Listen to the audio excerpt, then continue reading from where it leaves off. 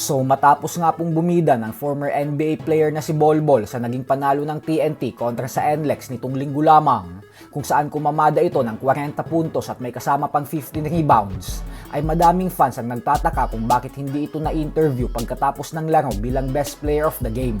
Bukod dyan ay maging sa post-game presser ay hindi rin ito sumipot. Sakto rin na kumalat ang mga video sa social media kung saan makikita natin na kinakausap at kinukumbinsi si Bol Bol ng TNT manager na si Jojo Lastimosa para magpa-interview sa media pagkatapos ng game.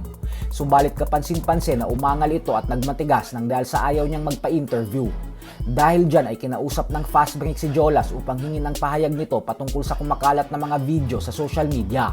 At dito ay nagpaliwanag si Jolas sa pamamagitan ng pagpapadala ng mensahe sa fast break. Ayon kay Jolas ay huwag umano dapat masamain ng mga fans ang pagtanggi ni Bol Bol sa interview kasi ayaw daw talaga nitong makipag-usap kahit kanino. Masyado daw itong introvert at may sariling mundo. Sadyang ganun lang daw talaga ang pagkatao ni Bol. Ayaw umano nito ng extra attention. Sa madaling salita ay walang balak magpasikat o magpapansin si Bol Bol sa Pilipinas. At bagkus andito lang talaga siya para gawin ang kanyang trabaho at yun ay ang mag-basketball.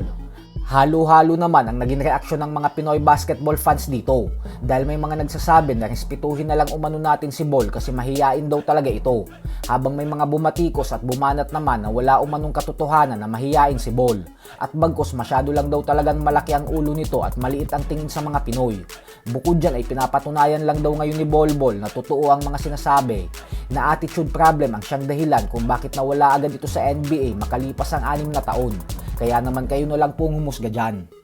Sa kabilang banda naman mga idol ay bagamat nga po nag-average ng 32.3 points per game, 7.3 rebounds and 6 assists per game ang South Sudanese import na si Nuni Omot sa loob ng 3 laro bilang import ng Magnolia, ay hindi pa rin ito naging sapat para mapanatili niya ang kanyang posisyon sa PBA matapos mabigong mabigyan ng panalo ang Magnolia. Ito po ay dahil kinumpirma ng batikang sports journalist na si Homer Sison na sinipa na umano ng Magnolia si Omot at ibang import na ang makikita natin sa susunod na game ng nasabing kupunan.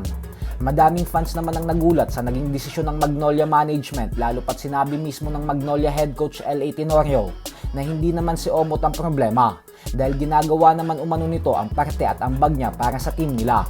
At bagkus ang mga local players umano nila ang nagkukulang sa ambag para tulungan ang kanilang import.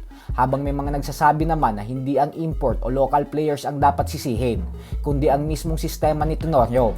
Ganun pa man ay hindi pa pinapangalanan kung sino ang papalit na import ng Magnolia, kaya mag-abang lang po tayo ng mga updates. So hanggang dito na lang po muna tayo mga idol.